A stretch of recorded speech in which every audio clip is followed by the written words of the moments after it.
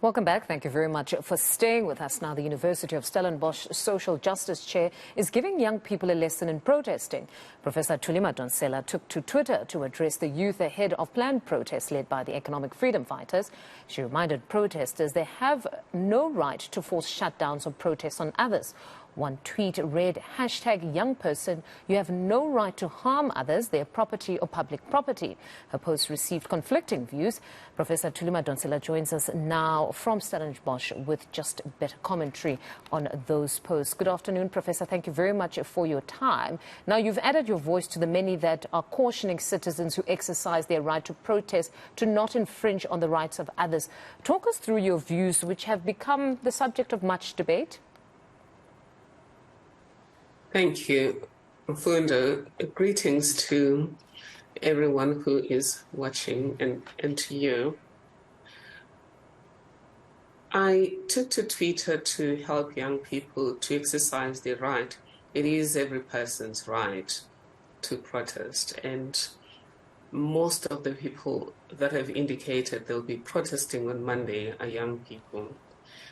It was important to me that those young people do not sell their futures by violating the law, violating other people's rights in the pursuit of their own freedoms. Because your right to protest does not give you a right to shut down somebody else's road, somebody else's shop, or even to destroy somebody else's property. So things like burning tires on roads is not part of your right to protest. Mm-hmm. And it honestly... This right is protected. Yes, you can continue, Professor. Mfundo, this right is protected not just by our Constitution in terms of Section 17. It's a firmly protected right in the Universal Declaration of Human Rights. It's Article 20 there.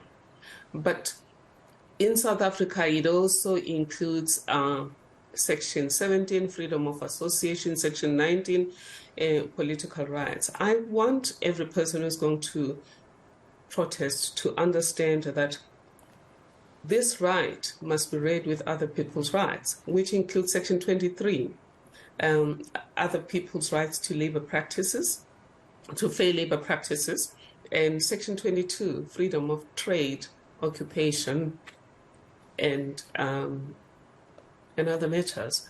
And therefore, in so exercising your right, you cannot violate other people's rights. You cannot commit violence. And it's the duty of the state to make sure that it protects others from those who may want to resort to violence or to the use of force to force people to shut down or to join the protest. And I'd say it's a fair reminder because we saw what happened with the July riots. There was even a young man who many people now knew who was driving a Mercedes-Benz who really destroyed his own future by being part of the looting. So I suppose it is a good reminder to young people that remember not to infringe on other people's rights. But then to the protest itself. This is by far the most dissected or unpacked protest even before it's taken place. Something the EFF and their supporters say is quite odd because many political parties have protested without this level of alarm or this great analysis and many people adding their voices. Where do you stand on just that? I think they are mistaken that there are similarities between other protests and this. For example, they said the DA marched, the ANC marched. There's a difference between a march and a shutdown. When you're saying you're going to use tires to close the road, then you're not marching. You're forcing other people to be part of your protest.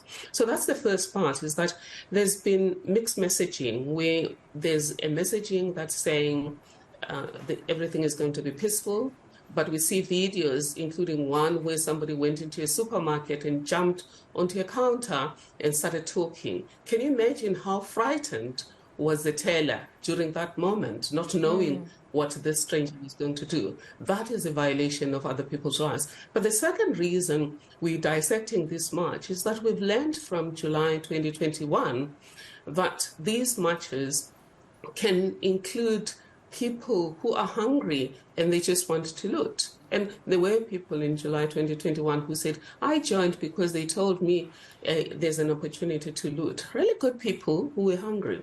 Not the Mercedes guy, but just ordinary people. And therefore, we're warning these ordinary people that, yes, we understand you're hungry. Yes, we're asking government to up the distress grant from 350 Rand to something more reasonable.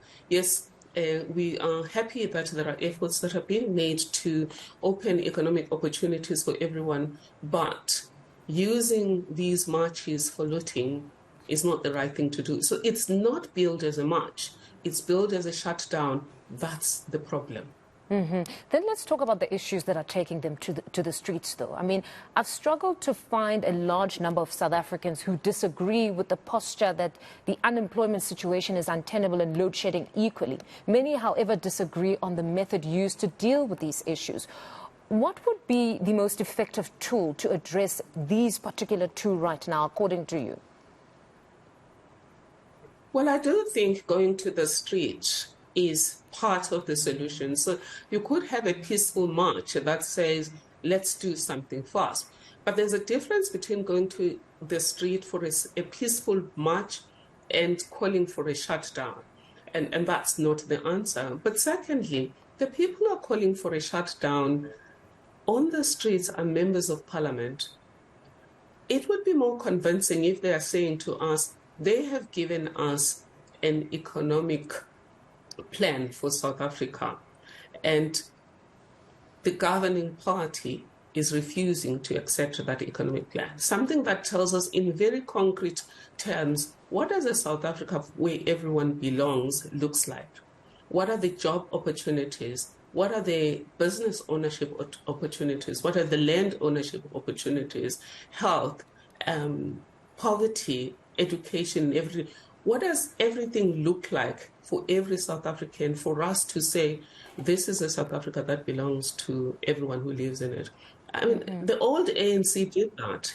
In the African Claims in 1943, they had a very concrete document that said what was required for everyone. And then we had the Freedom Charter. But all of those are broad strokes. What we need now is something that gives us the finer details of what should the proportions be and what are the accurate pathways that will take us. So these people have not given us. They haven't even supported us when we're saying, let's implement Chapter 5 of the Equality Act.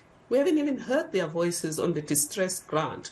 But there they are using our people as cannon fodder, making them empty promises that by marching for one day, your life is going to be changed. And that's not going to happen. Lumumba is saying the same thing about Kenya. Incidentally, on Monday, they're doing the same thing in Kenya, demanding the president who's just ascended to power must resign and blaming all manner of things on him. So it's like politicians wanting to advance their own careers and using people as fodder. It seems the EFF has explained that it's not necessarily one day. They're saying that this is perhaps being used as a launch for a broader campaign for the president to eventually step down, at least on that one. But I want to talk about the criticism that's been directed at the black middle class. I read an article by the EFF's Riani Pambo a bit earlier this morning, and he was quite critical of the black middle class, sort of suggesting that the middle class is enabling the oppression of black South Africans, the poorest of the poor. This cohort has been called all kind of names, colonial clerks. They have been called clever blacks, just for perhaps having a different view about approaching these very legitimate problems. Where do you stand on that? I think among the black middle class, there are those who have been part of the problem. For example, the leader of the EFF benefited from a report that I spoke about. I wrote as public protector on the point of tenders. He got money from the Ratanang Trust. Where did that money come from? It came from public funds that could have funded education, that could have funded health.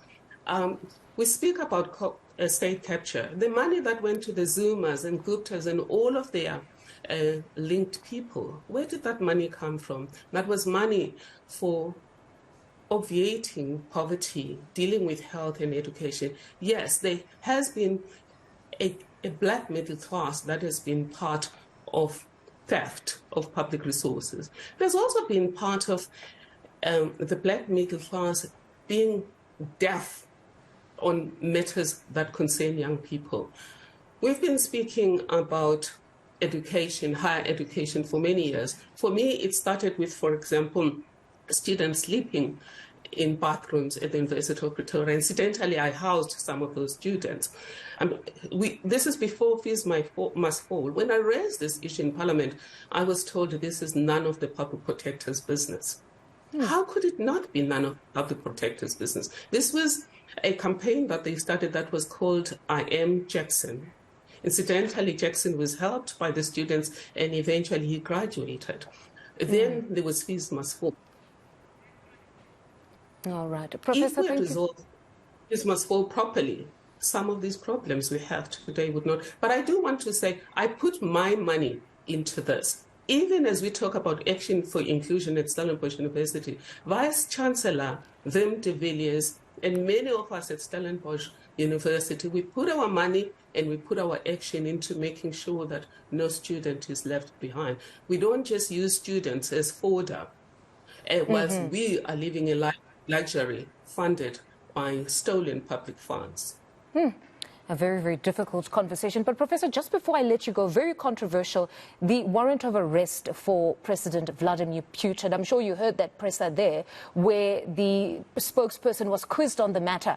He basically emphasized their position that they are calling for dialogue. For somebody who just walked out of that presser, they probably heard a lot, but they cannot take something home to say, would Vladimir Putin actually be arrested on South African soil or not? What did you make of that?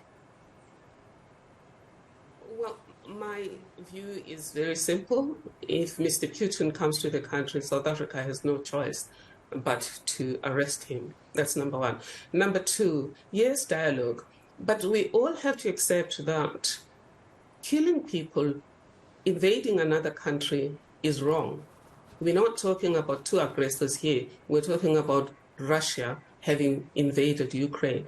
And then the whataboutism to say America has done it in Afghanistan, Israel is doing it in Palestine, that's whataboutism. We should solve those problems separately.